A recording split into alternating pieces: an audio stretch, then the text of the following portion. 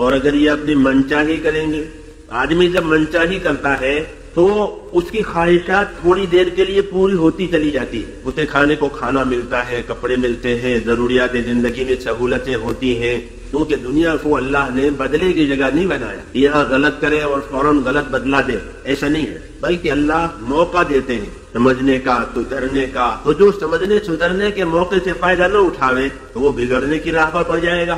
ہو سکتا ہے کہ ایک آدمی اپنی منچاہی پر چلے، اسے راحتیں ملے، خواہشیں پوری ہوں، اور اس سے اس کی غفلت میں اضافہ ہوگا اور غافل ہو جائے گا، یہاں تک کہ پھر اس کی غفلت اسے نافرمانیوں پر چلائے گی، اور نافرمانیوں پر چلتے چلتے اس کو نافرمانیاں راس آ جائے گی، اور یہ بڑی آفت ہے کہ نافرمانی راس آ گئی کسی کو۔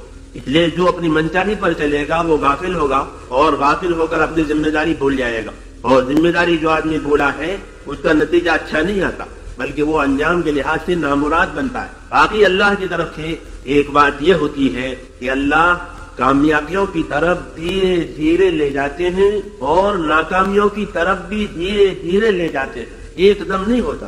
درخت کو دھیرے دھیرے اگاتے ہیں، ایسے کامیابیوں کی طرف بھی اللہ تبارک و تعالیٰ آہستہ آہستہ لے جائیں گے، اور ناکامیوں کی طرف بھی آہستہ آہستہ لے جائیں گے۔ اللہ کی اس ترتیب سے باخبر رہنا ہے، ہوشیار رہنا ہے۔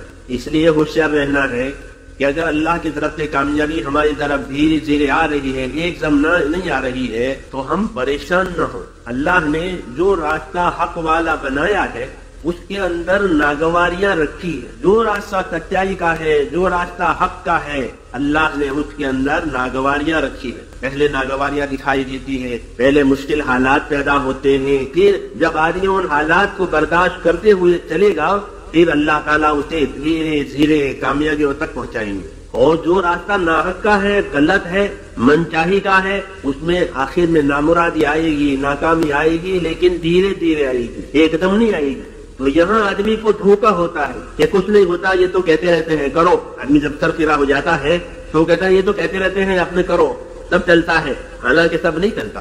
خدا اپنے کاموں کو ترتیب دیتے رہتے ہیں آسمانوں سے زمین تک، اس لیے بے فکر نہیں ہونا چاہیے۔ تو ناکامی آئے گی دھیرے دھیرے، تو جو ناکامی آنے والی ہے آخر میں اس کے اثرات پہلے ڈالتے ہیں۔ جیسے بارش ہونے والی ہوتی ہے تو بارش کے اثرات ڈالے جاتے ہیں، بارش چھاتی ہیں، ٹھنڈی ہوائیں چلتی ہیں، اور انداز ہوتا ہے کہ بارش ہونے والی ہے۔ ایسے کامیابی جو آنے والی ہے اس کے اثرات ڈالتے ہیں، ناکامی جو آنے والی ہے اس کے اثرات ڈالتے ہیں، تاکہ سمجھنے والا سمجھ جائے۔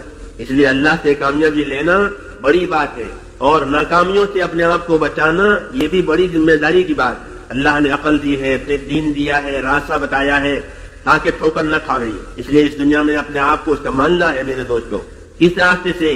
کہ خواہشوں کے راستے سے، اور کس راستے پر جمانا ہے؟ کہ حکموں کے راستے پر اپنے آپ کو جمانا ہے۔ فاستقم کما امرت ومن تاب معک، اے نبی اپنے آپ کو جمائیے اللہ کے حکموں پر، آپ خود بھی اپنے آپ کو جمائیں، اور جو اللہ کے بندے آپ کے ہاتھ پر ایمان لا کر اپنی غلط زندگی سے توبہ کر کے دین پر آئے ہیں وہ بھی اپنے آپ کو جمائیں۔ نبی سے لے کر کے ایک ادنا امتی ایک لائن میں آئے ہیں، فاستقم کما امرت ومن تاب معک۔ تو ہمیں اپنے آپ کو جمانا یہ ہماری ذمہ داری بتائیے کہ جماؤ اپنے آپ کو اللہ کے دین پر، اللہ کے حکموں پر، تاکہ انجام میں ناکامی نہ آئے بلکہ کامیابی آئے۔ لیکن اگر آدمی میرے دوستوں ان ساری باتوں کو بھولاتا ہے اور ناکامی کے راستے پر پڑتا ہے تو پہلے دھوکہ کھائے گا، پھر نقصان اٹھائے گا۔ یہ تو ایسا ہوا جیسے کوئی زہر کھائے اور فوراً تو ہوگا نہیں، کھاؤ کچھ نہیں ہوتا، دیکھو میں کھا رہا ہوں، تو یہ انجام سے بے خبر ہے، اس کو غافل کہتے ہیں۔